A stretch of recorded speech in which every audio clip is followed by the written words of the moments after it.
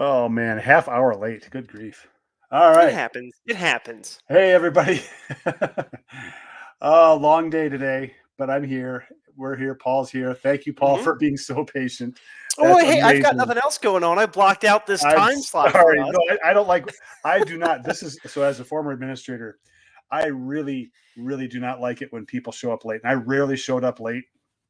Um, and then the other one is not being prepared. And sometimes I was not prepared, but I was very adamant. It's like, I do not want to show up late because that's the Sure. physical sign of just not being ready. So anyway, so today I don't have, and we talked briefly about this as I'm like, we got to go live. um, don't have any photos for EDC reviews, but do you want to just talk a little bit about what your EDC has been this past week or two? Has there anything changed or anything like No, I that mean at all? the only thing that's changed, and this is not a watch thing. I guess sort of a watch thing. Um, I am testing out some new firearms for our website, so I've been Yeah, rotating through those a little bit. yeah. Some newer Smith and Wesson J frames and 22 Magnum, and then the newest watch I got that works because one of them doesn't work is a G Shock. I think it's the G. You know how these are. GW 6900. It's one of the Yeah, solar watches I mentioned I wanted to test after we yeah, had our solar watch episode last month. I right. did buy a Seiko Arnie. It's Yeah, currently back in New Jersey at the repair center because it doesn't yeah. work. Arnie Um, broke down. well, and as I've come to find out, a lot of them are. Yeah, It's not just a me problem. I made a yeah. video on it, and I had a lot of people leaving comments. Apparently, a lot of the 2023 Arnie's aren't working to the Yeah, point that Seiko is no longer selling them to distributors to then sell to retailers. right. Which is why the price went up earlier this year. Yeah, It wasn't an MSRP thing; it was an availability thing. But Seiko cut them because they weren't working. yeah. So we'll see if mine comes back working, or I get another That broken one like a lot of people got. that is just how like can you just describe briefly like the moment you realized this isn't working, what was going on up here? So so Because I I know was what I'm thinking. for me, I'm someone with a lot of patience.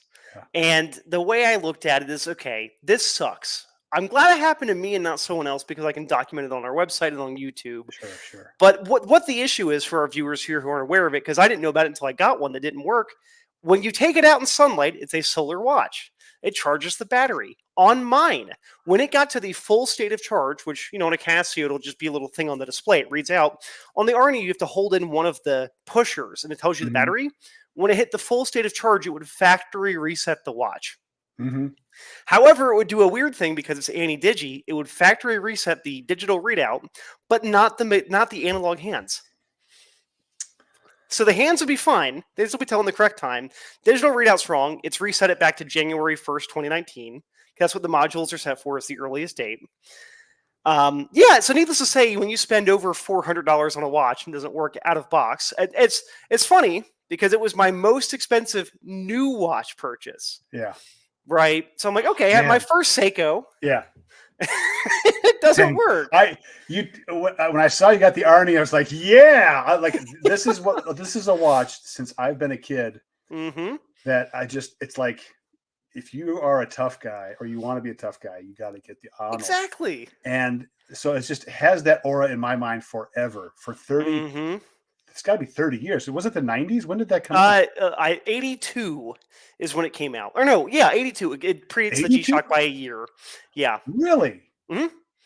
Yeah. I didn't know it came out that early. Well, When they did weren't Arnie wear solar. They weren't solar back then. They were just quartz watches. didn't Arnie wear that in the early 90s? He Or was wore it in that the late? Commando, which was 85, and then in Predator in 87, and he wore it in My Raw Deal in goodness, 86. 85. I am like my calendar is off.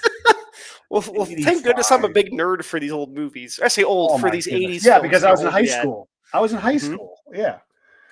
Were you even born then? No, I was not. No. Okay. Yeah, All right. I might be younger than you think, but we'll leave Yeah. that no, Well, that as a guess. you're younger than I know. I know you are younger. I am so far on the other side of the bell curve now. Well, it's not actually a bell curve. That's kind of a morbid thought, but Oh goodness, nah. yeah, my group of people that were born in 1970, we've been dying off left and right. Oh So gosh. we don't have a bell curve; it's a slope. So finding out that Seiko Yeah. didn't work was a bummer. But as I put Yeah. in the post on Watch Crunch, because as you saw on Watch Crunch, I did like a hey, new watch, and the next day this thing doesn't work. I was like, well, I can go back to wearing my Omega, which is what I'm wearing right Sure. now. Oh, I yeah. start my move tomorrow. I'll no longer be in this apartment. My girlfriend and I are moving in together, which means it's going to be a G-Shock week. Yeah. So Yep. last day of wearing the Omega before it gets tucked away for a Right. little while. Right. Well, that's too bad. I'm sorry to hear about that, but Arnold's going to come back stronger than ever. Well, And yeah, so it's funny. I made that post that it didn't work, and the first comment was just the watch left the factory and said, "Then it's the gif of I'll be back."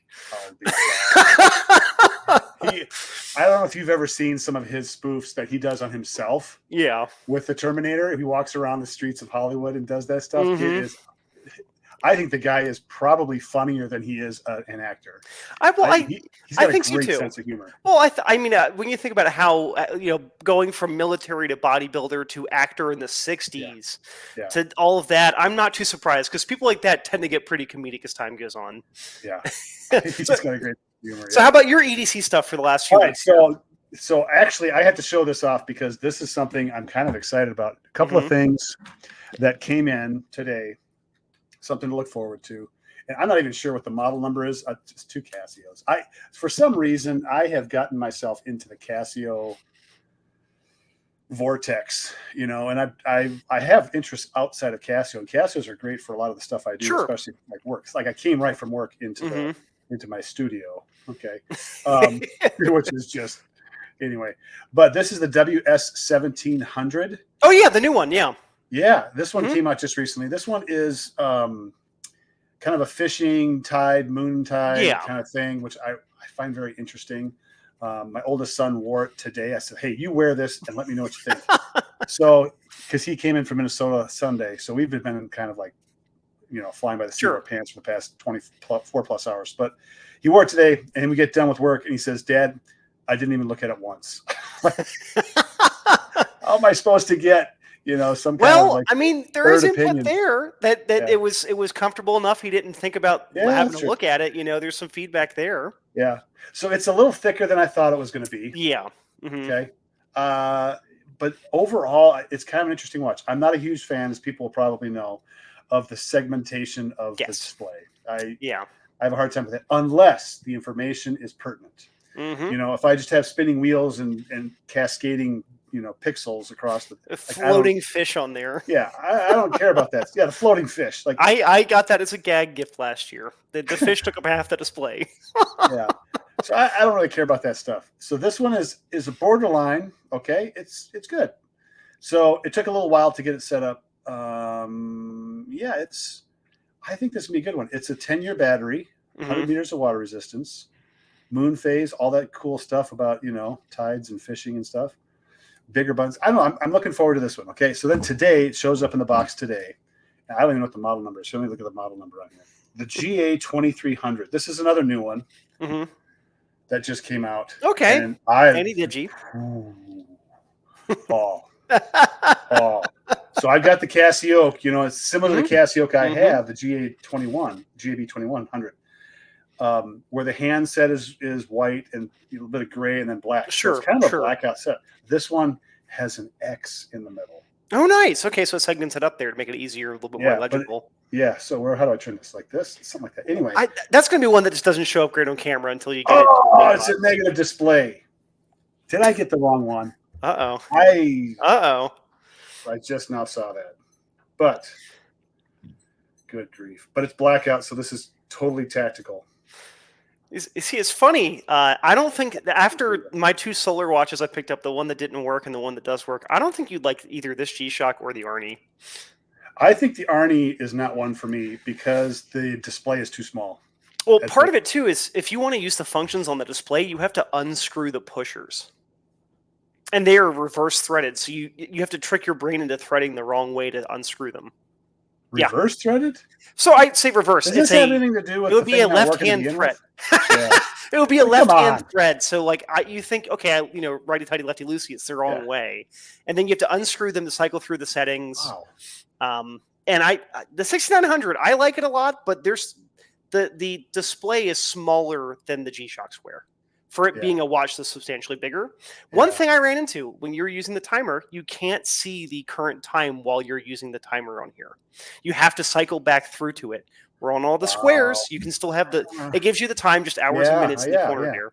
And I was doing laundry yesterday, and I'm like, oh wow, that's kind of annoying. That it's like cycle through it to just manually check. First world problems, but still. Yeah, no kidding. For the same money, right? Yeah. So I'm already very interested. These two. So as far as like everyday carry, this has been new, but I have been wearing. I was wearing the Square today. You can see how dirty this thing is. Oh yeah.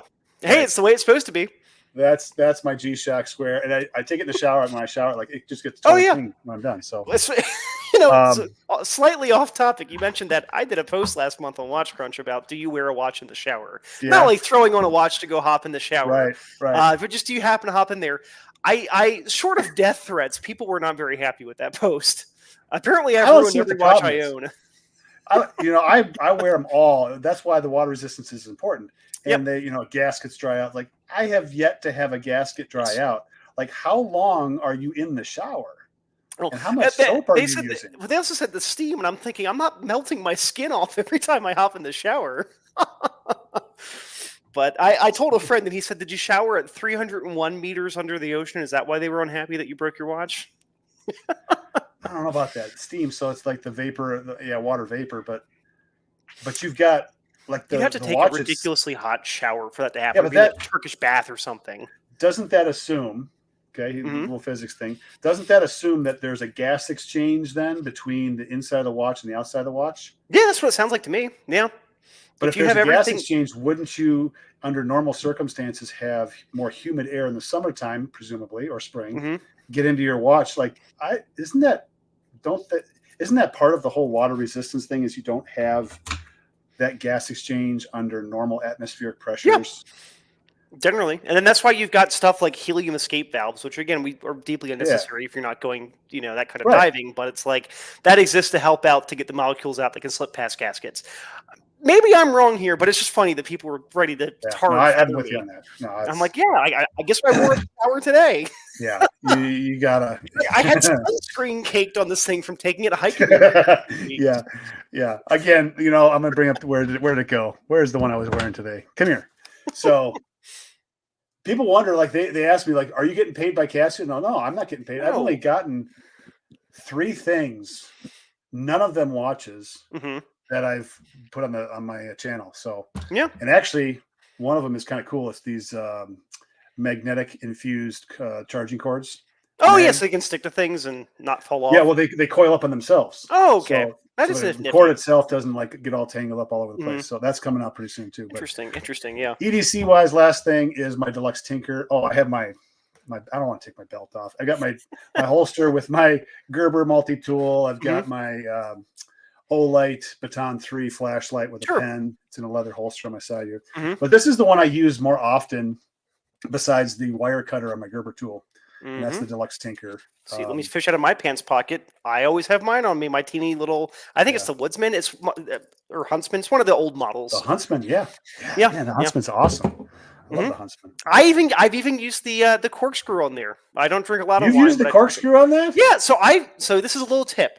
People who say, okay, the corkscrew is not very great. Yeah. One of the things it can go the wrong way a little bit. That's intentional because when you're corkscrewing, you get it in there, you can wedge on the side of the bottle. You know how you have the bottle openers, the corkscrew bottle openers that have like a ledge that helps you leverage it? Yeah. That's what it's for on the Swiss Army. I see. So I've used it. I have used it. I gotcha. Wow. You are a little bit screwy though, so I don't know. No, the pun was absolutely intended. Exactly, it happens. I haven't had wine in a while. Maybe after I move into this new place, it might be time. Yeah, well, test out the corkscrew. I don't have to test that one out. So, all right. So EDC, we got that kind of taken care of. What else? I got a bunch of flashlights. So today's I saw the video. Yeah. It's flashlight week. I've got a bunch of videos in production as far as like editing goes, and they're going to be shorter. They're not going to be as in depth as maybe some of the past, but I just want to get through a bunch of really interesting things I've come across over the past few months, actually. And it's like, I need to do like a flashlight week, not do them all because then you got to go out and find more. But anyway, so that's this week. But all right, so modifications for watches. Yep. Okay, and then at the very end we'll do the modifications for EDC. Sure. Which I don't have anything on me right now. I'll be out straight up with the audience wherever you are, live or if you're watching this post live. I don't like to modify stuff a lot. I like to look for the thing that I want, and then I try to stick with what that is. Matter of fact, like when I buy a car, I rarely do anything to the car. Maybe floor mats and stuff like that, air freshener, stuff like that. Drop in stuff. Lift kits and new tire rims, wheels, all that stuff. Like, I don't know about that. I'm just not a huge modifier. Like, I go after the thing I'm kind of interested to begin with. So I'm kind of an originalist at heart. However, I'm going to start because I probably don't. I know you're not. No, everything I have has been tuned in some way. So I'm gonna start off because I know you're gonna take when you take off. It's gonna be like, hey, I try, which is good. So here's my Frankenstein watch. It is the Hamilton Khaki chronograph. Okay, and this is the 7750 Valjoux movement in there. So it's a hefty watch. I mean, I think it's 15.5 millimeters tall. And is that a hand wind movement or is it an automatic movement? Automatic. Yep, it's automatic. Hacking. Flyback reset, and beautiful watch. However, this is kind of a briefly funny story.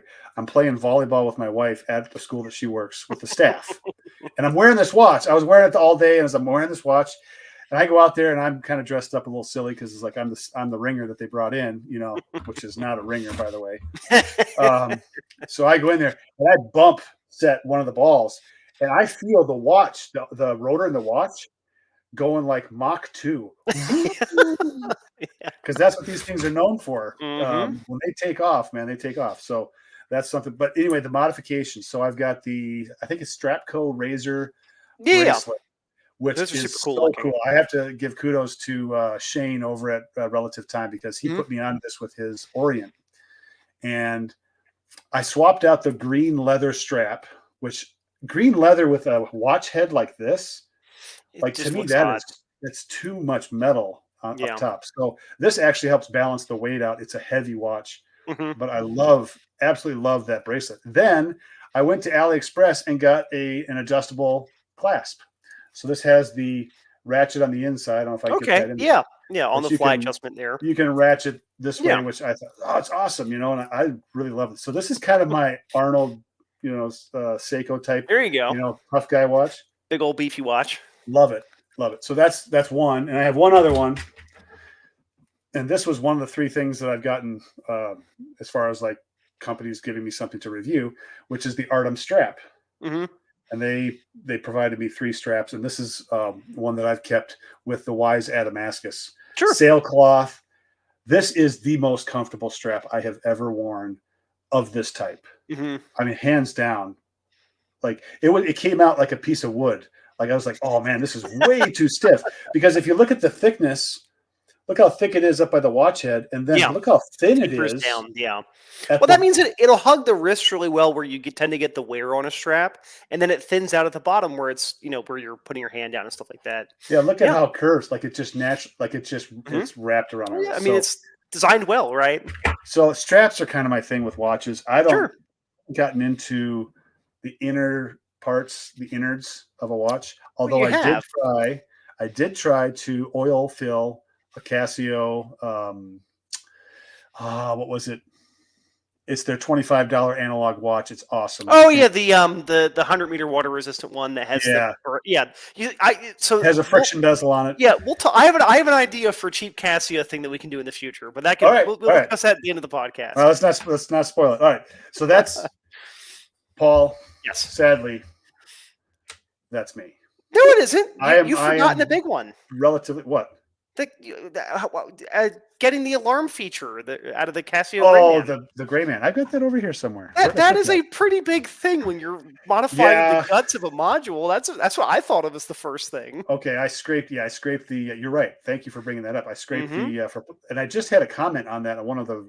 I think it was on that video. They said you went in there and took that off. It's like, man, all you do is take like a like a sharp knife basically, and Just just scrape take it the off. solder off, and then Yeah. it's good. Like you're not adding anything; you're just scraping it off, Mm-hmm. and it works great. It doesn't have so the timer function is visible, obviously, but it doesn't tell you if it's in auto repeat mode or not. Sure. And you can only get to that for anybody who tries this. You can only get to that when you are setting the timer, and then you use the light button Mm-hmm. to turn the auto repeat function on and off. And the only way you can find out is actually run the timer. There's no beep or anything. It's kind of a clandestine type hack. Which is cool. I mean, It that's is, yeah, it's kind of interesting. cool. Yeah, That's you're something right that on. only you would know about, right? It's not like you're. Well, I tend to be really cool, so yeah. Anyway, well, I thank you for bringing that up. I Yeah. am so flustered right now just Hey, you're from all the stuff that happened the last few days here. But one thing I will say about modifying, though, I do think that I modify because I'm patient enough to know, like, okay, so this is what I want to modify. Mm-hmm. Versus I'm not out modifying. I got to make it look like this, or I got to make it like I don't have that plan necessarily in my head because I'm trying to buy the watch I want to begin with anyway. So, but I don't mind it. I'm dabbling in it here and there. But yeah, I don't do much of that. And even on the EDC side, it's even worse. I don't like this is really your topic, Paul. I'm handing it tag team brother. We're going over to you. Okay. Go for it. So talking modifying watches, I'm right Yeah. there with you when it comes to swapping out straps, bracelets, things of that nature. There's a guy I watch, which some of the viewers probably watch. I actually see them in his comments. Jeff McMahon, who does kind of almost like watch philosophy videos. He did a video recently where he said he owns 7 watches, but because of all these strap options, it's like he owns 49 watches. I think he called it the times 7 principle, is that for every watch he has, he can do this and that. So I'm right there with you. Like, just as an example, what I'm wearing right now, this Omega Seamaster, it came on this very attractive railroad style bracelet. I have it on rubber because this is more comfortable, but I've also worn it on a NATO. I've tried it on leather. I've tried it on leather pass-through, almost like a leather NATO. I have some of the Marine Nationale straps coming in that are a NATO that use a hook to attach. I got to talk to you about that because I have yet to try those, but those look interesting. Are they? Have you tried them? They aren't in yet. I bought them from Europe. You let me know what they get delivered. What like. Well, I'm a big NATO fan. It's just that with NATOs, is we both like thin watches. The issue is when you get a thin NATO, if you've got decently sized arms, it kind of digs in a little bit too much. Yeah. I really like NATOs on like a 22 millimeter watch because I find that it spaces out better. But I'm going to be trying that out. I love to swap the straps around.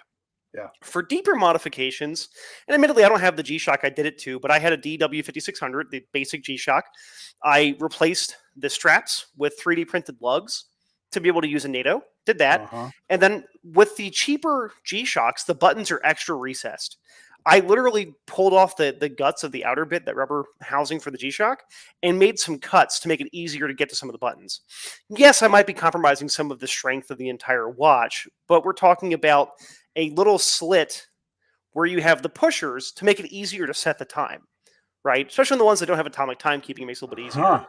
I've done stuff in the past, and not on this Islander here, but I've trimmed straps to fit better. Now, I'm not saying like cutting from 20 millimeters down to 19, but like, as we've seen, sometimes your strap isn't as much movement as it should have. I've had some where they're stuck like this, and obviously you can't wear the watch when it's flat. So you trim a little bit so it can clear the case, especially on like cushion case watches. I've done that before. You know something, Paul? Mm-hmm. I think I am modifying more things than I realized because you mentioned the trimming of the strap. I've done that. I know you have. I actually have changed. Now I'm going through my head. Like I've changed more bracelets and straps. Straps are easy. Like that to me is not a huge modification. Simple. Yeah. But the bracelet, like I've got my Steel Dive 1970 Willard on an engineer strap. I love it. Love it. It looks way better than the plain kind of, I think it was an oyster style bracelet. Yeah, they did like a Rolex or like a Jubilee something like that style. Yeah, but no, with modifying the watches, I've not gone so extreme to paint, like, pull the watch apart and paint the hands. I know people who do that. I've not tried to swap bezels on the dive watches. I tend to keep it to the straps and then modifying them to make them more ergonomic for me. Right. I have a couple of things I might do in the future of transplanting, like you've done, clasp from a certain bracelet onto a different bracelet itself. I'm not anti bracelets, but I find that especially when the heat fluctuates, I prefer to have something I can adjust on the fly real quickly. I might get some of the uncle straps for this Mega to see how I like those. You got to try an on-the-fly adjustable clasp with a bracelet because it is dynamite, brother. Like it really, when I'm wearing this watch, it is just click in or just click out one, and it's golden. Because now with a watch this heavy, you've got to really manage how tight it's on your wrist. Sure. Well, I tend to wear my watches fairly tight. Yeah, now I've got a 7.25-inch wrist, but with big forearms, I find like even the Seiko Arnie didn't like feel massive on my arm. I was surprised because it wears like a G-Shock, which isn't too surprising. But it's like, oh, this is same case size and whatnot. But yeah, for modifying watches, that's pretty much it. I haven't done anything too extreme for the watches. For the EDC stuff is where it starts to get a little extreme. Yeah. So. Yeah. All right. So one last question on the watch. We'll get to EDC because I know enough about some of the stuff you've talked about. So on the watch side, if you were to modify something, what would you modify? Like you're interested in modifying more than just straps and bracelets and that kind of thing. Like something significant, like inside or around the movement or the dial. So this is less modification and more so just building the skill. I'd love to be able to start tentatively doing some gasket and service style stuff to my watches. Yeah. My Seamaster, it looks great from a distance, but I've got scratches and dings and dents all over the bezel or the bezel insert. That's a cheap thing to replace, like a $20 part for like an Omega official bezel insert. I would like to do that on my own, right? And that's modifying it because I'm taking a thing that was original to the watch and swapping it for something different. But really, it's more like replacement, right? So I don't have to have the service place do it and then charge me $800 million to do all that work, right? Beyond that, truthfully, unless I have a movement that is like crap, let's say you get like a great deal on an old quartz watch and you're like, it's time to replace it. I can't think of anything there. There are a lot of cool old quartz watches from the 60s and 70s, or not 60s, but like, early 70s, where the movements are dead and swapping them isn't that hard. It's just pulling it off the dial and then fitting the hands back on there. Yeah. Maybe that down the line. How about you? I've got two. And one of them is renovation. It's like taking my glycine vacuum watch and reapplying the loom, because the loom over the past, almost 30 years? No, more than that. 60? Closer to 60. Holy cow, it is 60 years. I gave mine to a friend. Mine was made in 1963. Yeah. So, yeah. I was going to say, yours had loom, mine? Yeah, it had loom. And the funny thing was, it had like sparkly loom on the dial. Like it was like a galaxy. But I think that came off the hands. I don't think that was intentional. Interesting. Yeah, probably. Yeah. And the second thing is I have a Sugis Daytona homage. Sure. Oh, yeah. But I would like to take one of maybe the running seconds hand and make it like a deep red. Because the one thing about that watch that's just kind of sterile is like there's no color. It's white and silver, and it's a little bit plain, and it's actually a little bit hard to read sometimes. Well, on a chronograph especially, you want some good contrast because you're actively using it for timing something. Yeah. So, and I'm thinking like the running seconds hand, because it's always moving. Like you've had this red thing moving on the watch, so it shows some movement. Like it doesn't even, with the design, doesn't really show a lot of movement. So to me, that might be one thing I want to try, but that's not, I don't know. I don't like cracking open watch cases and dealing, because what happens is I end up hitting it with a hammer in the end, because I can't put it back together right. Sure. And it's like, if it's not going back together right, I'm not paying for someone else to put it back together, because it's not that expensive a watch. Out comes the sledgehammer. It's like, if it's gonna be broken, it's gonna be really broken. It's funny you mentioned that, because I forgot that I actually restored my girlfriend's grandmother's watch last month. I forgot I had done that, or back in March. She had some. I mean, no offense to her grandma, nice lady, but the watch was like a $25 department store thing, teeny little like 28mm case. And she was like, "Hey, can you swap the battery?" I'm like, "Sure, that shouldn't be too hard." And I popped the case back off, and it was almost like a lady's dive watch without a rotating bezel. It's kind of what it looked like. I know it sounds weird, but imagine instead of a rotating bezel, it had like gemstones all around it. Okay. And then when I pull it apart, I get the movement out of there, and I noticed that they did a thing where all of the indices, and they were Roman numerals, were stickers, but they were 2-part stickers. So they had a little like inlay into the dial to put the stickers in. Well, the watch was like 30 or 40 years old, and the stickers had delaminated from themselves. Right. So what I did is I got some very clear super glue and used a toothpick to apply it to reattach the stickers, and then put the stickers back on the dial for the indices, and then redo the movement. It was an old Miyota, a cheap quartz movement from the 80s. Sure. Okay. I forgot that I did that. Oh, I guess yeah. I have to. See I what have I mean? pulled Like, apart. you realize you had tinkered a little bit. Have you ever tinkered with a movement? Not with a mechanical or automatic movement. No. Okay, I tried that 2 winters ago, and actually this last winter, my goal was I'm going to learn the NH35, Sure. take it apart, put it back together. Because in the wintertime, I don't, I'm Yeah. a seasonal worker now. So I did that one. I tried it once, and this is where the hammer came out the first time. But I got really close. I got it all apart. I watched the video.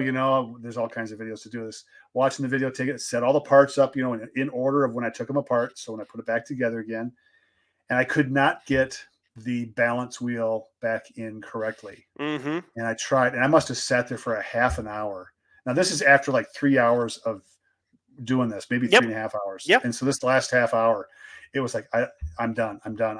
Yeah. Now it's a, $35, $40 movement. So Sure. if it doesn't go back together, I'm not bringing it to a watchsmith or watchmaker to fix this. But and it's funny because as someone who's been a lifelong shooter from about 15 to now, everyone always said working on revolvers is a nightmare. It's a nightmare. It's a nightmare.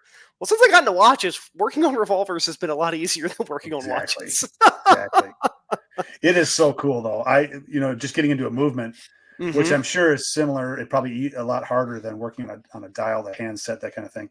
Well, I mean, I just had to take my time, and I was very diligent with Q-tips and toothpicks, not keep glue on the dial. It was like an hour and just very intently staring at it, Like the dial itself, to me, is probably where I should have started, is what I probably should have said, is that, taking the handset off, putting them on, or reluming something. Instead, I go right for the movement, and it's but the movement's more interesting to us, right? Yeah.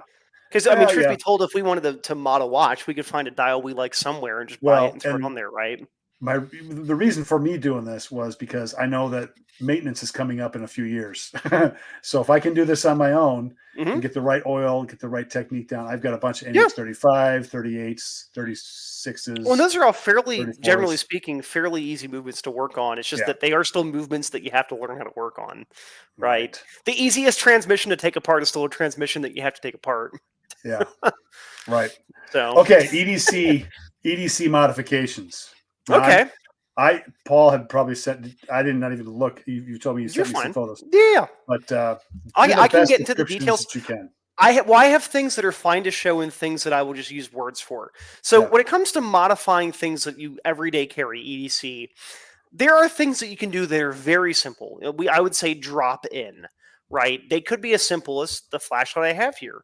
I threw on one of these little rings here. They're called switchbacks from a company called Theorem that allow you to have the light attached to your hand. So you can ice pick it. And then if you were to use a pistol, you can use it in conjunction with the gun in your hand. This is a drop-in part, right? Now, admittedly, I've had this one long enough that it wasn't a drop-in part when I got it 6 years ago. But this is normally a drop-in part. So the drop-in stuff's really easy. And again, when it comes to modifications, it doesn't have to be anything crazy. I have a pair of sunglasses I wear, and I bought nerd straps for them so I don't lose them off the back of my head. I have now modified these sunglasses to be more ergonomic for my usage. How do you modify that? Well, as I'm saying, I bought a thing and it's a drop-in part, right? Now, I've modified these sunglasses for me. Oh, the sunglasses. I thought you modified the strap. Well, I mean, I can adjust it. I modified to be better or worse for my head, but I've got the nerd strap here, right? Yeah, right. Again, modifications to stuff doesn't have to be super severe. Something that is more permanent but still isn't super crazy. I have a pocket knife here, and the clip on this pocket knife used to be bowed out more to make it easier to put it in your pocket. But then now you've got this big piece of metal coming out of your pants. What happens when you catch a door? And now you've bent the clip way out of the way. Just taking this and just smushing it down so it doesn't happen as much was a modification for this pocket knife here, right? Yeah. Simple stuff. I'm gonna jump in right there because you bring up I've modified the clip on Civivi. What was it? The Badlands, I think it was, and also the Elementum. I put a milled titanium clip on there versus the pressed metal clip. Yeah. Which, night and day when it comes down to it. because I'm always catching my pocket is the same height as the door jamb plate. Mm-hmm. Oh, you catch it right there, and it just bends the clip way out. Bends the thing right out. It's like, I've had it rip the knife out of my pocket before. Yeah. I'm a big Spyderco guy. This is a Microtech that I had here. Yeah. I'm a big Spyderco guy, and we call them spoon style clips. It's a big old spoon. The Paramilitary 2, which is a very popular knife and a great knife, terrible clip because I had to keep rebending that one back in place until eventually I pulled it off the knife, threw it in my vise, and just cranked on it. Yeah. Until it worked better, right? Right. Now, for stuff I won't show for reasons due to YouTube's policies, I have modified the firearms I carry as part of my everyday carry. Yeah. And again, this doesn't have to be a crazy thing of doing all this work to it. One of the photos I sent you that we don't have here was painting the sights on my revolvers. So I want to have more contrast on my gun sights. And with a revolver where you have a fixed rear sight milled into the frame and then a front sight that's permanently attached to the barrel, you're stuck with what you got. So orange paint on the front sight gives you more visibility. So when you're shooting at dusk, dawn, nighttime, hypothetically, I shoot targets of different colors, different sizes, but like I'm wearing a black t-shirt. If someone needed to point a gun at me, your sights might get lost on this black t-shirt, right? Which leads into throwing t-shirts on targets when we're shooting drills so that people can't see what they're actually aiming for. But that's a story for a different time for how to do target modification there. I've done more severe work, like modifying my guns to accept optics, where I've mailed off the slide of a pistol to a machine shop and have them cut the slide, permanently modifying it for a red dot sight. And now, thankfully, we live in an era where you can just buy a pistol factory that already has those there, but there's still certain things I prefer that I can't get on a factory gun. So I've modified, every gun that I carry, aside from the two newest revolvers I've picked up, I've modified in some form or another. And the only reason why I haven't modified those revolvers is because they actually happen to have the feature set that I wanted. So high visibility sights, and they already had decent triggers from the start. Yeah. So, yeah. Yeah, I modified an SPO1, a CZ SPO1, which is the CZ75 with a little bit of tactical stuff thrown on there. Yep. I did the trigger job on that, and I'll tell you what, that was fun. It was a learning. I totally know the inside of my CZ75s, and I've got a couple of them. I've got the compact, the SPO1, and I've got the Shadow 2. Love the system. And I have a trigger kit for the compact that I haven't put in yet. And I've had that kit now for 5 years. But it's one of those things that, like, when you get to the point of making it your own, there's just a buy-in. You can talk. This is a question for you, but like, do you feel it's harder maybe to let go of something that you've modified, or it's like, I'm going to hang on to it longer because now it works better for me? So I don't want to have anyone contacting the ATF, but at the ripe old age of 28 years old, sorry, Tim, I've probably sold 140 guns in my lifetime.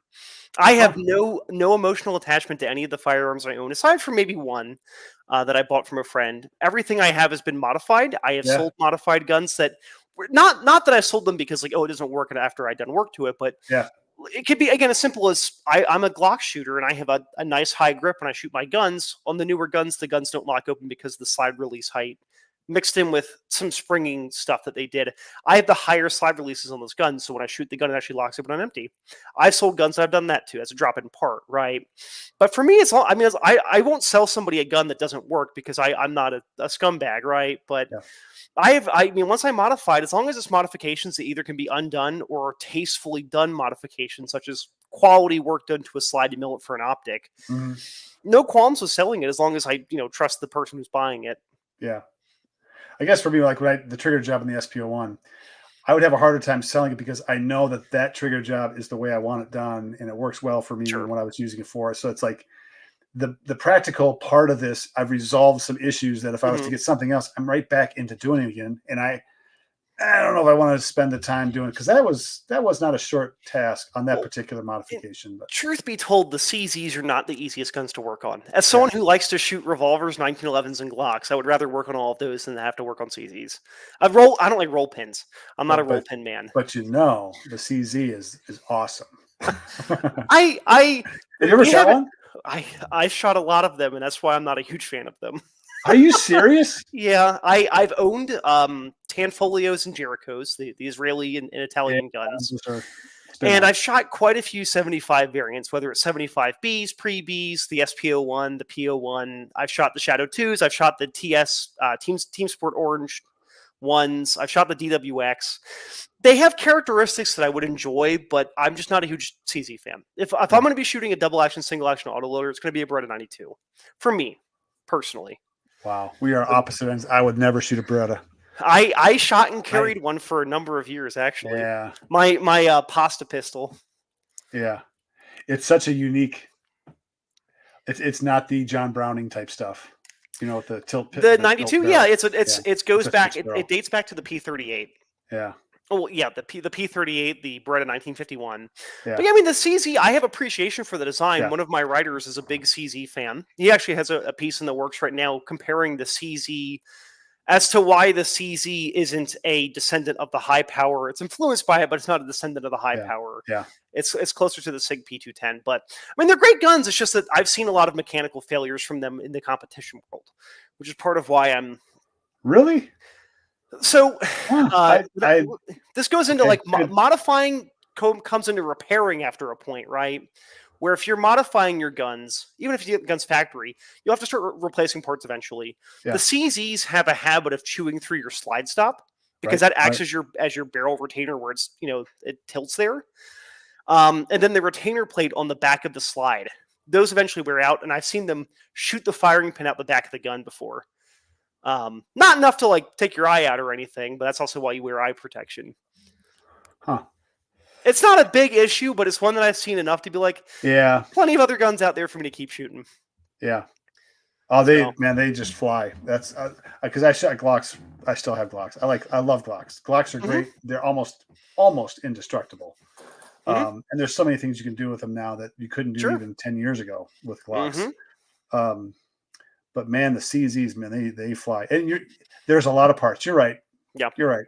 They're not bad guns. It's just that for me, I shoot so much that I would be spending more time working on them. It's kind of like when the Navy got rid of F-14s. It wasn't like, hey, the plane's not good anymore. It's just it takes us 50 hours for every hour it's in the air, to work on it. And I would be replacing roll pins the second I started to see them getting bent and stuff like that. And then again, I'll put it this way. I'm sure we'll get comments saying, Paul's a Glock fanboy. I like things that work really well for me. If I decided that I didn't like Glock, I would go to Smith & Wesson for the M&P. Well, that brings us back to modification. Like the reason you're doing this is because it fits you. So whether it's the performance, brand, you're picking a particular brand and then you modify it. Like it's just that's what works for you. Like you're saying, like Glocks. One thing that going back and forth between CZ and Glock, and this is something that I have to deprogram a little bit. Now I don't have to do it as much because I'm not spending as much time with. Well, I'm not spending any time with the sheriff's office qualifying and all that. Because the grip angle is different. It's different, certainly. Because the CZ is kind of a 1911 grip angle. The Glock is its own grip angle. Yeah, it kind of dates back to the Luger a little bit, where it's more angled down. Yeah. Part of it, I actually did an article back in December about why I stopped using a certain gun that I carried for 5 years. I used to be an HK guy, P30s and VP9s and USPs. Oh, yeah. I stopped using them because I found that I shot Glocks about the same, and Glocks were cheaper to work on. They had cheaper magazines, and if I wanted to get holsters or work done to the guns by people who weren't me, it would be more options and cheaper too. And I'm someone that shoots 1 to 2 times a week, so having the ability to have someone work on my gun to mill it for an optic, or getting aftermarket parts that might fulfill a certain thing. Just as an example. One of the nice things about the CZ75 is that you can decock the pistol, and when you're reholstering, you can put your thumb on the back of the slide to impede the hammer from being able to travel, right? So when you reholster, you have an additional safety security step there that you can have as part of the process, right? You can modify your Glock to allow you to do that. And I've done it to all of my Glocks, where they have a hinging slide plate that comes out of the back of the gun that allows you to put your thumb on the back of the slide as you're reholstering. So I carry appendix. I can, look down, make sure the holster is visually clear, safe holstering technique, but I have an additional level of security by having my thumb pressed on the back of the slide. So if anything were to hit the trigger, my thumb is stopping the striker from being able to travel rearward. Can't speak. Okay. So it's called a striker control device. The point being, again, it's not that Glock's my favorite brand. It's more so that they do things that other striker-fired pistols can't do for me. Yeah. Right. Well, you bring up a good point, and this is something I've shifted over, and it's not just firearms. This is watches in general. Like when you get into the boutique stuff, and I just was at a store today and picked up some ammo for a 204 Ruger. Okay, yeah, that's very specific. Not a boutique round necessarily, because it was pretty popular, pretty hot for a while. It's niche now. Yeah. So, but at the same time, it's like since COVID, it's been near impossible to get this ammo until the past year or so, 6 months, and now it's starting to show back up on the shelves. The point being is that when it comes to modification, you got to really consider the popularity of what you're working with. Yeah. Whether it's the NH35 movements, whether it's Benchmade or whatever the knife brand happens to be, or it's the AR, the Glock, or whatever. Like those firearms are so popular. There's so many parts out there for modifications, and they're easy to work on, and they're priced right. I think that you can modify them. So there's this whole package. I think that when you start, if you're a modifier, I think that may be subconsciously, Paul, if I could be your psychologist for a minute, sure. That may be why Glocks, you're gravitating towards Glocks, because the HK was a little bit more expensive to work on, and the Glock is a little less expensive to work on, and you got some modifications. Tim, I can't even say it's subconscious. I wrote an article about this 6 months ago. Yeah. Well, I can say this with certainty, with all my training in psychology, that this is probably the case. Truthfully, I gravitate. I'm someone who goes towards performance metrics, but within a reasonable thing.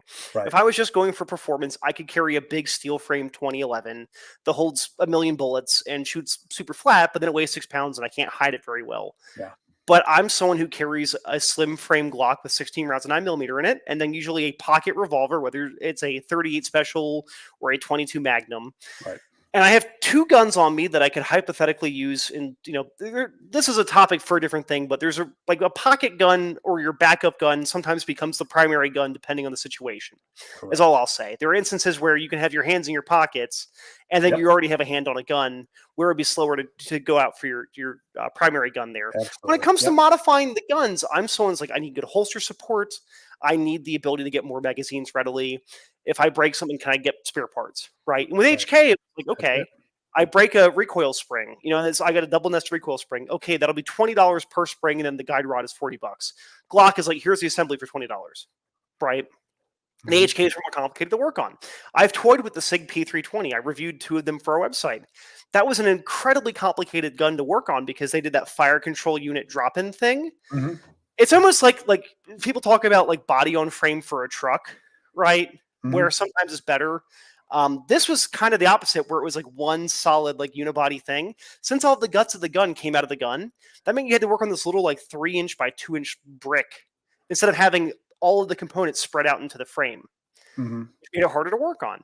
Right. Glock is something I can detail strip it in 2 minutes in the back of my truck. Right. Yeah. I had an issue where I had to take apart my gun completely when I was out in the field a month ago, and I had it apart with a pin punch in 2 minutes. Yeah. For everything splayed out in the back of the truck. That's the tool. It's just one tool, and you can take the entire gun apart with one tool. I didn't even need to use a pin punch. I could have just used my pen or something. Right. Right. Yeah. So I think that's for the. I'm going to go with you with advice, but as far as advice goes, to me, that's number 1 on the list is availability, and really is the juice worth the squeeze. So like for the CZ, you're right. There's a lot of moving parts. And for me, the juice is worth the squeeze because for a competition shooter, like I had a trigger reset and it's dialed, that SPO1's dialed in. The Shadow 2 is kind of already dialed in. You buy it that way. Right. But I had bought this SPO1. I was like, I'm going to modify this. And it's like, oh, the Shadow 2. Anyway, but the point being is I think you just really have to, the availability. Now the CZ75 is worldwide. Oh yeah. Very, especially in Europe, very popular gun. So, but for watches, kind of same thing. NH35. I mean, there's all kinds of things. The Miyota movements, the Seiko movements. Well, it's funny you mentioned that. Part of why I wanted one of the older Omega Seamasters is not a proprietary, in-house. It's a right. Technically speaking, they took an ETA movement and they threw the coaxial escapement on there. This one's an ETA 2892. Yeah. Which is a movement you can still get serviced at most places. It's not a proprietary Omega's, 8500 or 8800 caliber. Yeah. And it's thinner, which is why I went for it. Again, we have to, part of modifying is looking for the thing that's closest to what the end product that you want is before you have to modify it to get there. Right. For me with Glocks, just as an example, all I need to do is be able to put an optic on there.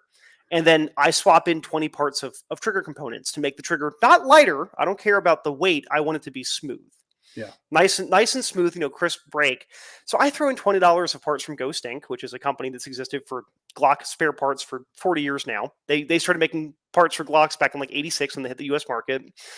And then milling work, I can do that a lot of places, or you can just buy one of the factory offered ones. Everybody's doing factory optic mounts for guns. Some are bad, some of them aren't very low, but Glock and CZ's doing them now for a lot of the guns. I don't think they're doing any 75s in house with the optic cuts, but there's plenty of people who do it, for a nominal fee.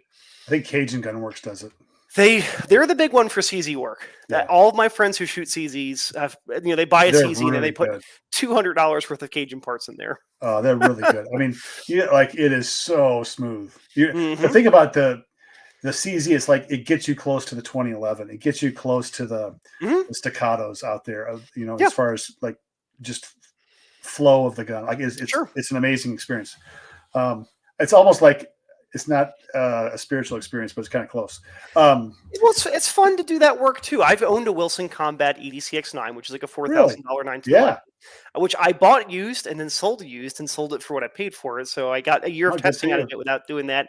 And then I own a custom 1911 from the 80s that was made by the guy who's responsible for Wilson Combat kind of existing, Armand Swenson. It wasn't Bill Wilson's mentor, but he was like the first custom 1911 gunsmith who made unique guns. And it's funny to see custom work from 40 years ago. They think, oh, this is a great trigger for 1982. You compare it to a modern gun, and the modern gun's smoother and lighter and better and safer. Yeah. But the old one was really good compared to a factory gun that Colt was putting out, right? So it's interesting to look at that frame of reference, that the modern stuff we have now, whether it's guns, knives, flashlights, they're all going to get better as time goes on. Yeah. Right? Maybe the QC is a little wonky for some companies, but flashlights now are significantly brighter than they were 10 years ago. My goodness. And guns now are significantly more reliable than they were 25 years ago. Right? And the metal for knives keeps getting better and better. Eventually, we're going to have something that you never have to sharpen at some point. Right? It's just a matter of time. Yeah, I'm glad you brought that. Just a shameless plug on the flashlight week that's happening at Real Life Review. But no, you bring up the flashlight thing, and I have a Nightcore TM06S, and I've had this thing for a long time. It's probably 12 years, 10 years, something like that, around a decade. And at the time, it was like one of their brighter flashlights. It was 4,000 lumens. It's like 4 18650 batteries and all this stuff. And now you look at they're getting 3,000 lumens out of a 21700 battery. Or 5,000 lumens out of a 21700 battery. And they're both running, 20 seconds, 15 seconds, the Nightcore burst and then 10 years ago versus the 21700. Like you're still getting that burst of bright light, and then it has to shut down because of heat. Sure. So there's no real advantage that way, but just the emitters that they're getting out of these flashlights today it's phenomenal. It's interesting too to see that it's old technology that's just getting more efficient. So this is a shameless plug for something that people can't necessarily look for. I did a history series on red dot optics because I own a bunch of the original aim points from the 70s. The patent used on those is still used by everybody these days. They just managed to get the emitters more efficient. So your battery life went from 100 hours to 50,000 hours for an optic. Yeah. Right. But, I agree with the flashlights. The Surefire that I've carried, the EDC L2T, I've had 2 of these now since 2018. The newest version of these, the lumens might seem low. It's only like 700 lumens, but it's 90,000 candela. Yeah.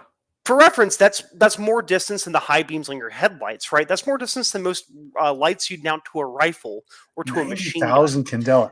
On a 2-cell 123 flashlight. Yeah. Which is insane, right? You don't even I think a single 18650 gives it better runtime.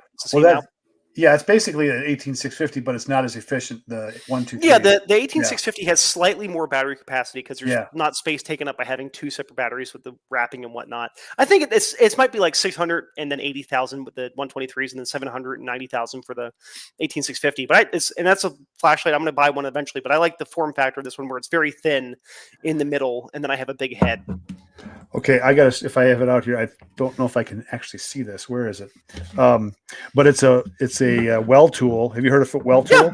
Yeah. So while you're digging it out there, well tool has been making a lot of flashlight heads that you can drop in onto old Surefires from the 90s. So people have been taking 30-year-old flashlights and hot rodding them up pretty good. Really? Oh, yeah. Same with, if you ever heard of Malkoff Industries, they were the OGs for doing that when it came to Surefires, where they would replace incandescent bulbs with LEDs that were significantly brighter like 20 years ago. I have a business idea right along with that. And this is just because of my law enforcement experience, but it's like, Mhm. go get, because for rural departments, they don't necessarily have the funds for the latest, Dodge. What is it? Not the Charger, the Challenger, the Charger. It's the Dodge Charger that Yeah, they the use. Chargers, yeah. Yeah, they may not have the money for that, all-wheel drive Dodge Charger, that kind of stuff. But like, what if you went out and got the old Ford LTDs and supercharged them with a V6, drop in a Mhm. new engine? Yeah. Because I've driven the Ford LTDs on trainings. That is one of the most fun cars to take around corners and slam in reverse and Jim Rockford backwards. You spin backwards and go forward You again. do some All this, J turns. yeah, all the things that you do is like you're just readying yourself for how the car. You're getting to know your car, your patrol Mhm. car is what you're doing. Yeah. But to me, you bring up that thing. It's like, oh man, I would love to get into a business where we put like supercharged engines in some of these older patrol cars, and then try to see some of these guys get away. Well, that'd be it's hilarious. It's funny because it goes back to the other end of modification. Yeah. Ford hasn't made the Panther body, squad cars for what, 15 years? Yeah, it's been a long time. So getting spare parts might be hard. Let's say you hot rod the engine, you swap it out. What happens when, one of the, you break a shock and now you've got limited shocks you can find on the secondary market, right? That's the only thing there. Blue, man. Duct tape and super glue. Hey, it's just a bumpy ride. You just got to run them down and pit them, So there you go. Okay, so here's the flashlight, because you mentioned the flashlight. I'm taking my time with this one because this is Sure. a Well tool. It's the T1 Pro. Look it up here. T1 Pro. So this one has 540 lumens. Okay. 21,000 candela. And it's a AA size flashlight. Which is insane, right? Because this is two 123s. It's 5 lumens for a little moonlight mode. I'll put it up behind me, and then I've got 1,200 lumens for the high mode. But it's only like 14,000 candela. The fact that you're getting 21,000 candela out of that teeny little thing, it's insane. I bought 2 more. I might have to buy one. Like, you gotta try this one first, because I think this is, because I put my my chest carrier on. Mm-hmm. And I was trying to put like where I have my flashlight. I have it in my front left, so I can use it. My non-dominant hand. But the packability, and people talk about tactical flashlights, and it's like some of this stuff is so out there. Mm-hmm. It's just like Casio and their G-Shocks. Like, they get snagged on so many different things. Oh, like, yeah. It's just gaudy how big some of these are. But this flashlight, I'm telling you right now, the T1 Pro, the Well Tool T1 Pro, this could be the tactical flashlight, because man, you got 21,000 candela out of it's inside my hand. Yeah, no, that's a tiny light. I don't know. I'm very impressed with what Well Tool. Now, the downside to this, there's a high and a low. That's it. And the low, you have to press 4 times to get to low. Okay. Otherwise, you're always clicking on high. Which tactical situations, like why would you go low, medium, whatever? Mm-hmm. Like, you're going high and off, high, off. Like, it's That's why I'm very unhappy that Surefire didn't do this again. They use a gas pedal for here. So if I push a little bit, I get the low mode. If I push harder, I get the high mode. And then for constant on or off, you rotate the tail cap. Okay. So I know that the clicky is great for a lot of stuff, but I find that sometimes if there's multiple modes, you get stuck in the mode you don't want. Right. The ability for me just to passively just push through. You can see there's no clicking here. I can bring it up here. There's no clicking. I can just cycle through by pushing harder, right? But my only thing with small lights, I'm very happy that small lights have gotten better output. When it comes to possibly needing to use it with a pistol, if the light doesn't clear out of my palm too much, you might end up eclipsing a lot of the light by your hand, right? You're absolutely right. Yeah. I'm not worried about burning my hand or something, but I am causing an issue where I'm not getting the full output of my light because my hand's blocking it, right? Yeah. Right. That's why this is kind of a big light, but since it's so thin, it fits in my pockets fine. But I don't have to worry about this not clearing. And then again, if I use my little switchback technique, I can still shoot just fine with it here. Yeah. So the I love the names on here. The T1 Pro is the Little Duke. Okay. All right. I love it. Okay. I love a good name. Now I have to. So this is like what you're talking about. I absolutely 100% agree. Like, you've got to be able to grip the flashlight. It has to clear your hand, and also enough space to work the tail. Actually, you hit the tail cap. Yeah.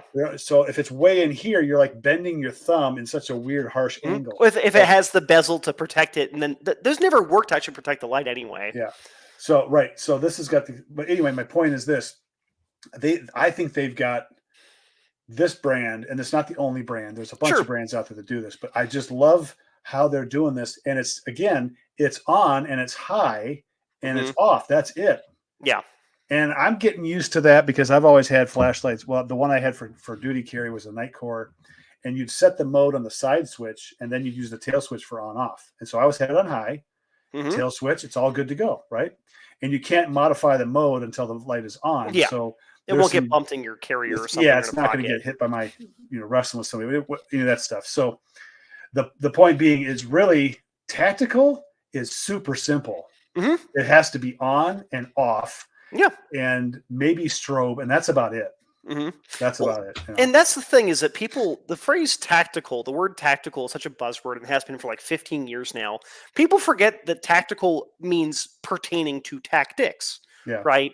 And you want your gear to be fairly easy to use, right? An example I'll give you, I have an AR-15 that I have IR light on because I have night vision goggles. I have my controls for the white light and the IR very different on purpose because I don't want to try to do IR light and then accidentally hit white light. And now I've got bright white light coming out. Now, I don't really have night vision goggles for practical use. It was more of a fun thing because, it's fun. But also understanding that you don't want to have your gear doing something that you really don't want happening, right? It'd be like if you want to go fire your gun and the magazine fell out. Like, that's not something you want to have happening. Yeah. So... Yeah, no, I agree. I like simple flashlights because when they sort of get complicated, it's like, it's very easy for things to happen. So reeling this back into modifications. Yep. Well, that was all part of it, though, is talking about what things that might not work.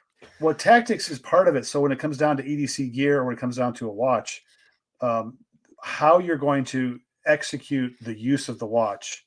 I'm trying to use some tactical terms. Like, you get the idea. Like, there's a reason why. Well, yeah, I'm deploying my Casio today while I'm working, but there's a reason why I'm doing this, and it's very purposeful, and tactics are part of that, deeply embedded in that. So it's something to really keep in mind that simplicity is important. I'm going to go back to this watch because I really like, this is the WS1700 I showed before, but it's very segmented. Yes.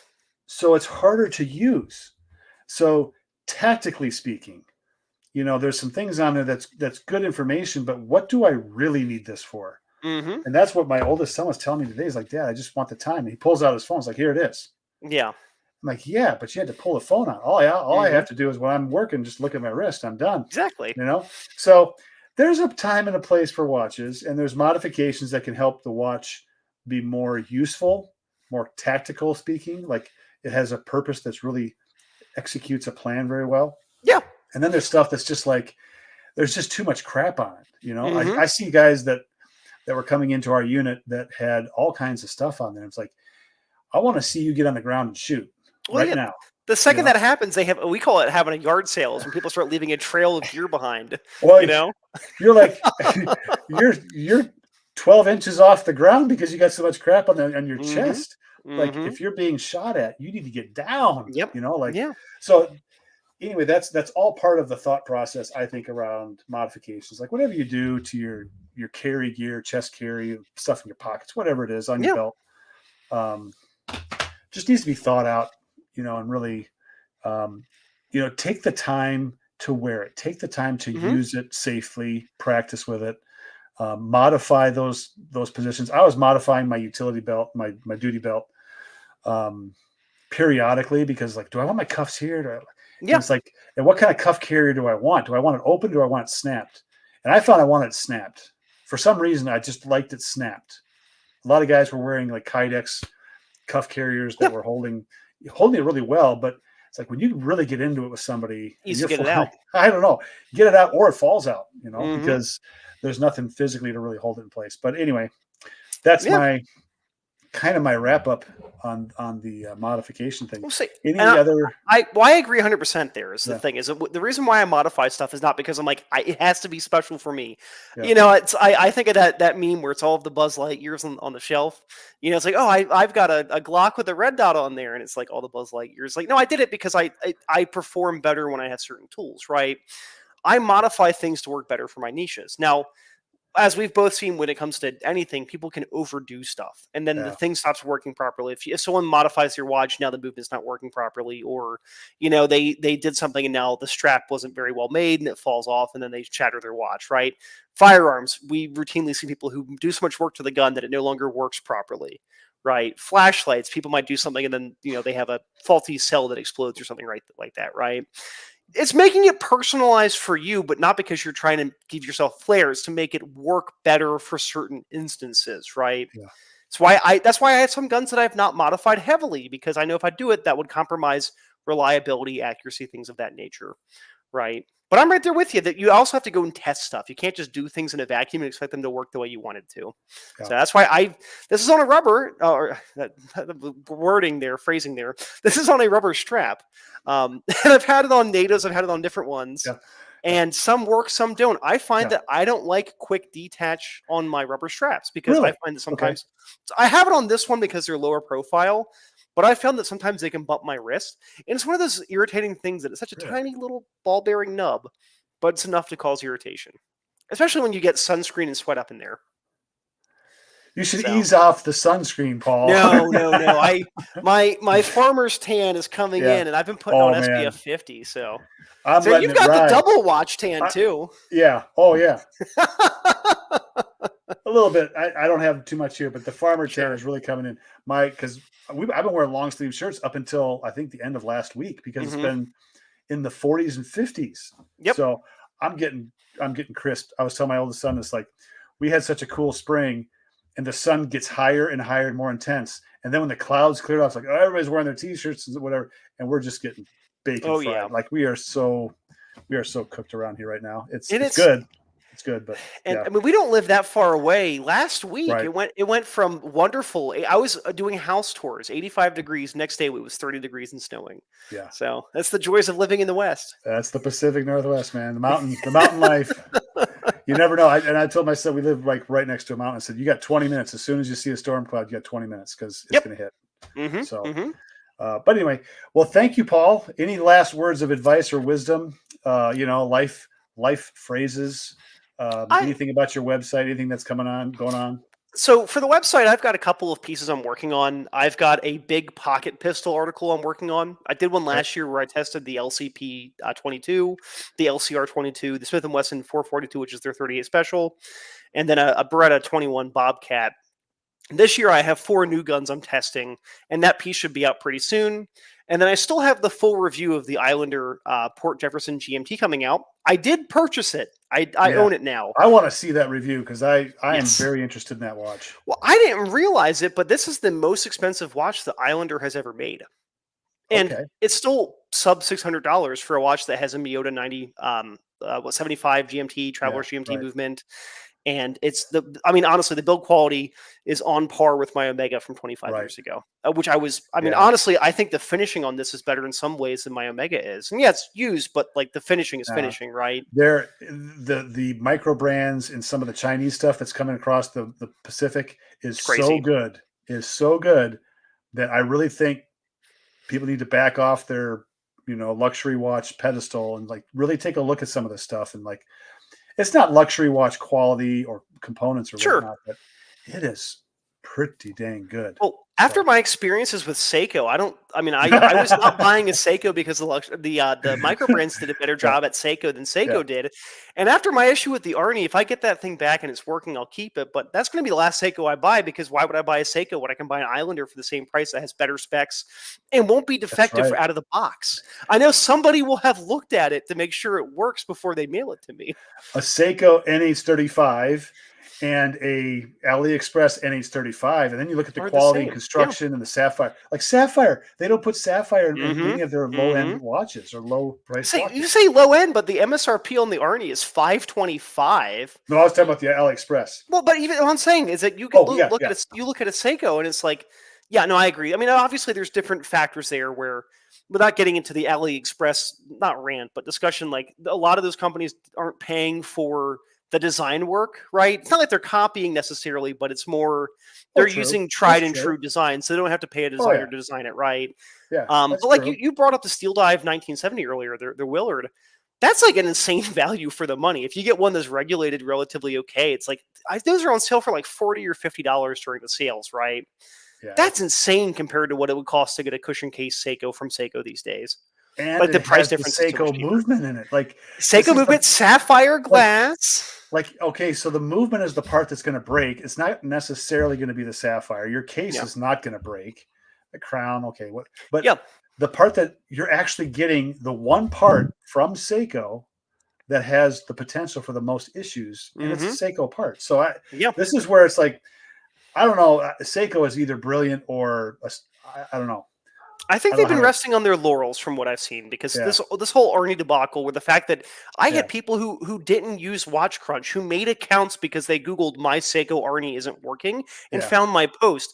The fact that that's such a widespread issue on a watch that's existed for 5 years now is kind of crazy. And then I was worried about the alignment of bezels and indices and hands and all those QC things. I had a friend who bought a Seiko Alpinist GMT that was running 40 seconds fast a day, which is ridiculous for an $1,100 watch, right?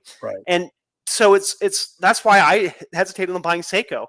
Currently I've got 5 watches in the collection right now. Number 6 is with you right now, or on the way to you. I don't know if it's arrived yet. Yeah, but I am looking forward to it, man. It's gonna be fun. It's gonna be fun. I would recommend, if you have a Tropic or a Tropic style, throw it on that, because it's better than the bracelet. Say it again, because you broke up a little bit. Get it. Toss it on a rubber Tropic if you have one. Okay. It will wear better than the bracelet. The bracelet's like a Jubilee style, but sneak peek for a review eventually for our viewers here. Yeah. All right. Well, for me, the watch thing the flashlight week it's just been fun. And part of this, like some of the videos I do, it's like, I don't care how they perform. Sure. I'm enjoying doing this. And this is kind of one of them. It's like, I've got so many flashlights that I'm just fascinated by. I'm just gonna do a flashlight week. So that's going to be fun. I've got a few watches coming down the pike. And I've kind of slowed down, like rather than doing 2 watches a week, which was, it's hard. That was getting pretty difficult. I'm gonna go to 1, and then the second watch thing in the week is going to be some kind of a topical thing. Yeah, I think so. Listicle which stuff. Has actually been kind of, it's been refreshing, because now I've been able to kind of think about some of the things I've got. I've got plenty of watches for comparisons and all that stuff. And I've had a lot of people talk about how they're enjoying these kind of comparison. If I can only have one, all those kind of things. So it's been fun that way. So that's what I got going on with the channel. And other than that, it's just visit the store, because I want to get rid of some of this stuff. I'm lowering prices. Next thing, I'm going to go to elementary school. I'm going to start giving stuff away to some elementary school kids. Hey, kids, you want to watch? And then I'm going to get the cops called on me. Like, there's some old guy out here giving watches to kids. Oh, he was the former superintendent. Even worse. Yeah. So I can't lie. I've given away half of my watches since I started the moving process about a month ago. Really? And not sold, given. Yeah. My DW 5600, the one that I mentioned I modded earlier. I have one of my buddies who he and I go and do cardio and we go hiking together. He saw me wearing the watches. I'm like, would you like a watch? He's like, that would be more. He's someone who's very efficient with his time. He's like, I would, if I had a watch, I know I would use it. I gave him that, and he's been wearing it every day for the last 3 weeks. Right. I have a buddy who's getting into watchmaking in the Midwest. My buddy Mike, he'll appreciate that I'm mentioning this. I gave him all of my vintage watches.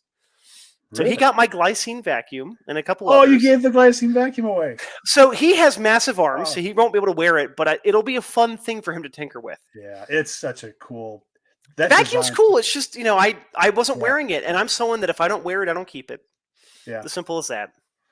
Yeah. It's cool. Yeah, the fact that mine came with the box and the original receipt was pretty cool, too.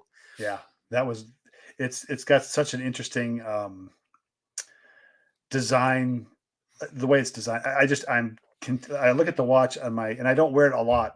Sure. But I look at this, like the only thing holding well, not the only thing, but the case back is being held on by atmospheric pressure. That is a cool concept. You get whatever. Watch the video, watch Paul's. Did you do a video on that one? I did a short video on it about a month before you did yours, just because there was no content on it on YouTube.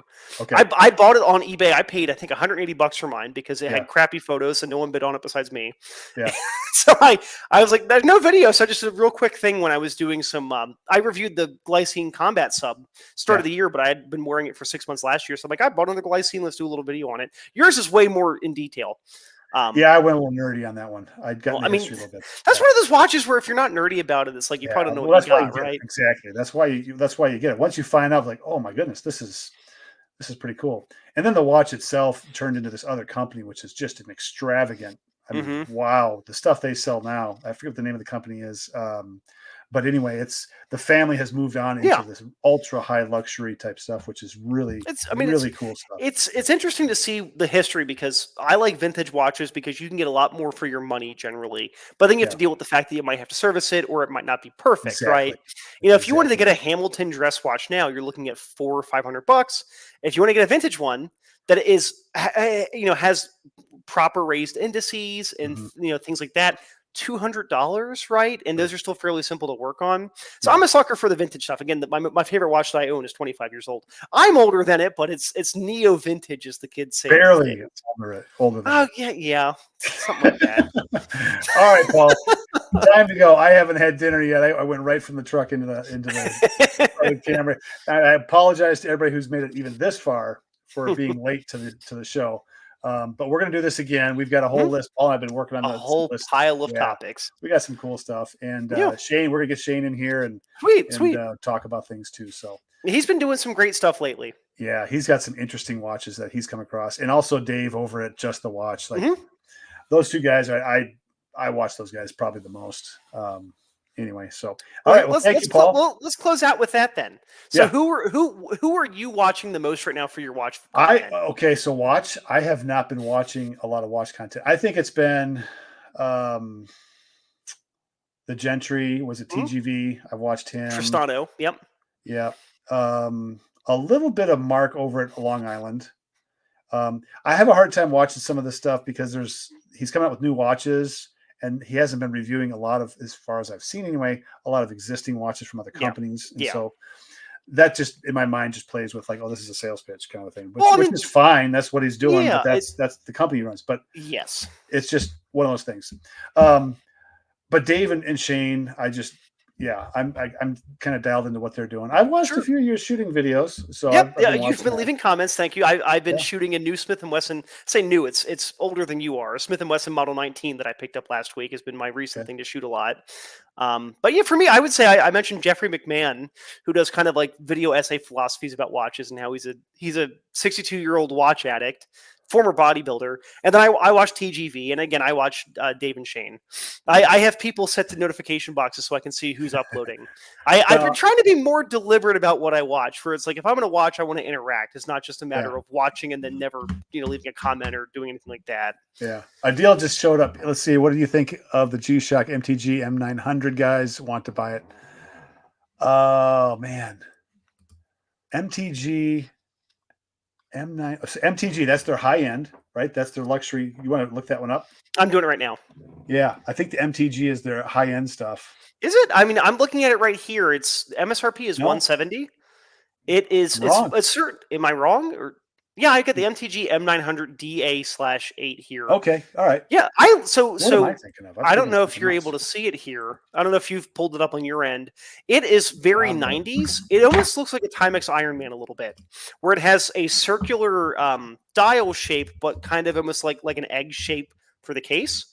And then the one that I found has almost like a translucent polymer, like FTE and some translucent stuff there.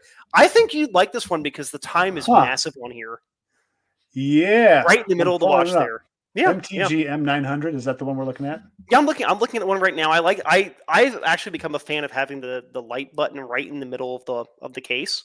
The I 6 thought I o'clock wouldn't like position? it. Yeah, I thought I Oh, wouldn't like love it. that. I love that. I'm so used to hitting the top right button or the bottom right button. I actually like this a fair bit. This MTG 900. It's funny because I'm a sucker for the 90s G-Shock stuff because my first G-Shock was one that my mom got me when I did well in the SATs, and it was like a one from the 90s. And yeah, I like this. I like that the battery level is not super omnipresent near like a lot of them are. Mm-hmm. Atomic Let's see if I can pull timekeeping. this up here. Extra camera video if I share screen. Let's see. Yeah, this is solar, and does it have? Yeah, it has multiband 6, so it has atomic timekeeping too. They don't make good ones like this anymore. Yeah, Adil, there's some models, Adil. I agree with what he's saying. Like there's some Yep. models out there that are such class. Like the Square. I mean, the Square has been around forever because it's the right size. It's I don't know how to pull this up without. Let's see here. So, okay, interesting one with this too. So this is very niche. This one also works in China, where they don't have multi-band 6, but they have their own atomic timekeeping. They actually list that specifically, that it works in China. That's nifty. Yeah, I think this is a neat looking watch. Can you see the watch now? Is it on the screen? Yeah, you've got it there. I'm looking at more of a gray one, but yeah, same watch. That one's the negative display one. You pull right up to the negative display. I know. I am a little bit peeved at the watch I just got. The negative display. I don't like negative display. All right, but yeah, I like it. It's real big for the time. It almost reminds me of if you took the AE 1500 and made it into a G-Shock. Right. Yeah. Right. I like that. Exactly. Yeah. So that's a deal. Thank you for bringing that one up. That's I'm gonna bookmark that page. I wonder. Yeah, I mean, Casio still says that they're available for sale. I just buy it now. It doesn't show discontinued. Yeah. Interesting. Yeah. All right. More G-Shocks. Oh man, this is fun. This is why I think Casios are such a rabbit hole. It's a vortex. It's not a rabbit hole. It's the actual vortex that you lose sense of time. Ironically, sense of money. Okay. And maybe even relationships, depending on But anyway, I will say this about Casio, is that they are the only brand where I've seen people who will do like, here's all of my watches, and they'll have $40,000 of Rolexes, and then they're going to have their Casios there. You don't see a lot of that where people actually they understand it crosses that these a lot watches, of boundaries. Yeah, and I've come to appreciate that, where 50% of the time I'm wearing a Casio because I sleep with a digital watch on because I'm weird, and then the other time it's usually something that's not digital unless I'm out doing physical work, right? Yeah. So I mean, again, I'm wearing an Omega that cost me more than my first car did, and then I own more Casios than I own anything else in my collection, and I only own 5 watches right now. Oh yeah, it just never ends. But it's one of those things. There's so much variety. There's I mean, the variety, the different things they can do, the different looks. Oh yeah, they've kind of got they got into this large. I don't know, not necessarily G-Shock, but kind of this large industrial, highly angular type cases and stuff. And now I think they're kind of slimming things down a little bit. Yeah. You know, it seems like even this one, what's this one? I forget what this one was now. The GA 2300. You know, that's a pretty slim watch overall. And I like the looks of it, except for the negative display. But it's that to me, I think Casio may be headed that direction a little bit more. So anyway, Paul, I got to run. Sure. And it's been good. I will get together with you. We'll talk a little bit here after we get off the live stream. But to everybody out there, Adil, and everybody else who's been watching, thank you very much. Let us know any topics that you have that we could delve into, or maybe go back and revisit one more time with a little bit of a twist to it. Yeah. This is kind of the format we're using. Some shared photos when I'm my brain is together, and then we do a watch topic and an EDC topic and whatever else happens at the very end. So, and when are you going to be officially moved in so I don't interrupt? So you will not be interrupting anything. I sign the lease tomorrow, and then over the next week, I'm moving my apartment in before her stuff goes in, because I own nothing and she owns everything else. Okay. So we'll talk about timing, but I've only got 1 week next month where I'm not very available. But otherwise, and it wouldn't actually be on days where we usually film these. So we can discuss that. We'll talk about that after. Yeah. All right. But good seeing you. Good seeing you, everybody. Everybody. Take care.